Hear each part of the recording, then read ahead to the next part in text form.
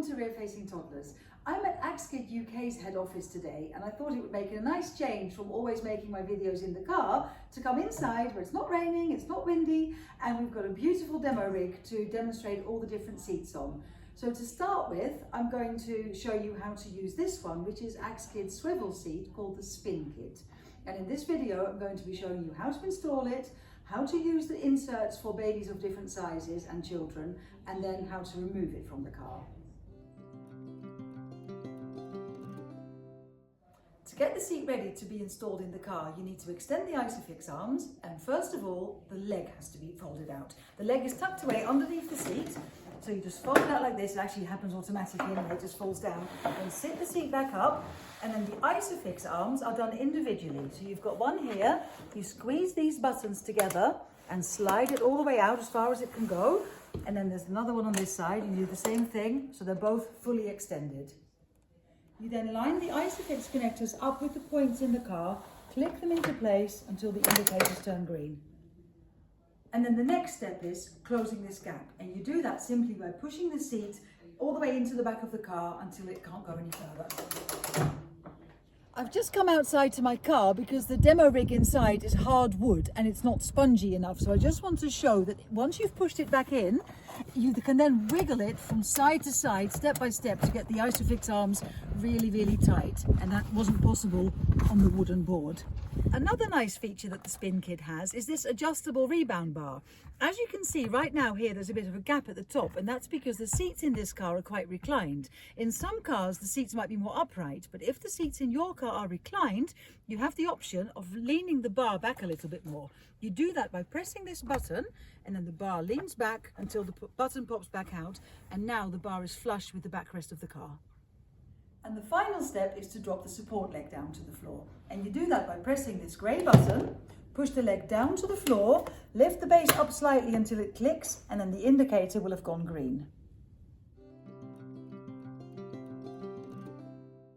The Spinkid comes with a newborn insert that is removable in 3 stages as the baby grows. So for a newborn baby, you use the complete insert, which consists of a headrest, side support, and a wedge cushion underneath the baby.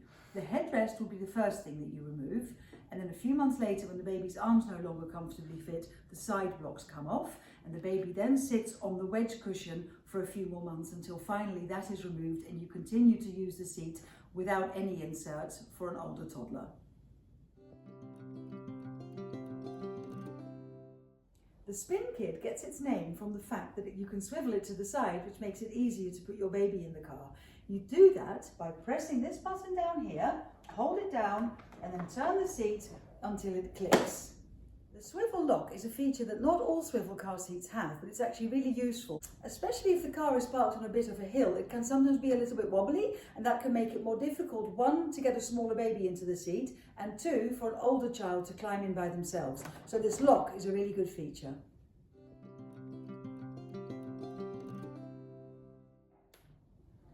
This doll is the size of a newborn baby. So for this one, the complete insert is in place with all 3 parts.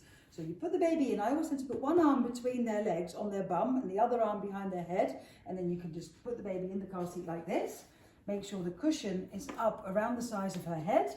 Then pull the buckle through her legs and sit her down with the nappy touching the buckle. Then place the shoulder straps on the neck, high up, on the shoulders I should say, but high up in contact with the neck. The same on this side. And then you put the 2 parts of the buckle tongue together, like this, and click them down into the buckle, like that. And then make sure her arms aren't in the way when you tighten the straps. You pull the straps up through the buckle, make sure they're sitting flat on the hips, and then hold the straps up like this, pull the strap tight, and leave your hand in for as long as possible until it no longer fits, because that keeps the straps nice and parallel. And you then pull the pads into place until they're all nice and flat. And now I'm going to turn her back rear facing by pressing this button to release the lock, and then just turn the seat until it clicks. To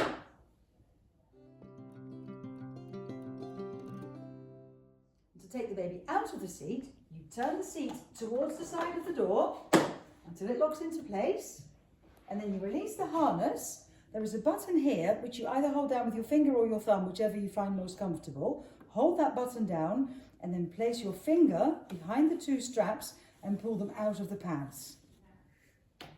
It's important that you pull the straps and not the pads. I sometimes get messages from people that say their straps are stuck, but the straps aren't stuck, the pads don't move, so you have to make sure that you're pulling the straps out of the pads. And you then undo the buckle, open the harness, and the seat has little magnets on the side that you can stick the buckle tongue to, which makes it easier to take the baby out of the seat. Stick the straps up there, and then take the baby out.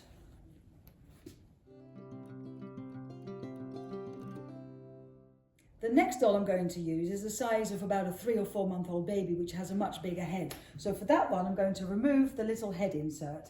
It's attached to the back of the wedge with poppers, which you simply undo and just slide the headrest out.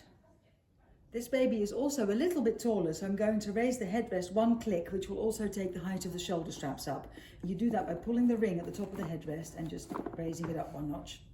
So I'm now just going to put this doll in the car seat in exactly the same way, but you see that his head now fits very nicely in the main headrest without the inserts.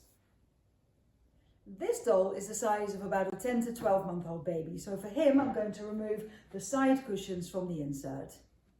The side cushions are attached to the wedge at the bottom with poppers on the sides here, so you just take them off, and the same on this side. You can do it this way too if you prefer, and then all you have left is the wedge for a bigger baby. So I'm going to put him in the seat, and the headrest is still at the height that I used for the previous doll.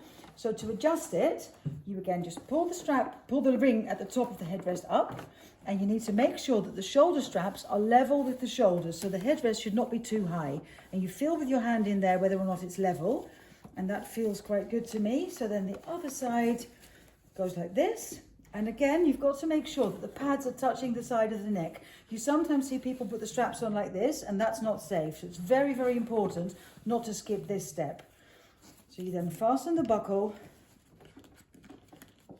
click it down, pull the straps up through the buckle to remove all the slack from the hips, hold them close together in one hand and pull them tight with the other hand. Then straighten out the pads, like that. And to take him out again, you press the button, lengthen the straps, open the buckle, take his arm out and the other one, lift baby out, and then I'm going to get the seat ready for the next doll, which is the size of a 2-year-old. And for that one, we don't need the wedge cushion. And this is my big doll, and she is roughly the size of a 2.5-year-old. So I've already adjusted the headrest height for her. So I'm just going to place her in the seat, make sure she's not sitting on top of the buckle, pull her right down in the seat, place the straps up on her shoulders, again close to the neck. Tidy up her hair, because that always looks better on camera. There we go. And then do up the buckle. Pull the straps up through the buckle to remove the hip slack. Hold them together. You know, as you can see, before with the baby, this was really short, but on a bigger child, you have a lot more strap to hold on to. And then you just pull them tight and straighten out the pads. And then for an older child, when you swivel them round, this doll's legs aren't overly bendy, but with a real life child, you would be able to cross their legs, which makes it a lot easier to turn the seat rear facing. So you turn it around like this, and then once the seat's locked into place, they can just uncross their legs and put them wherever they like.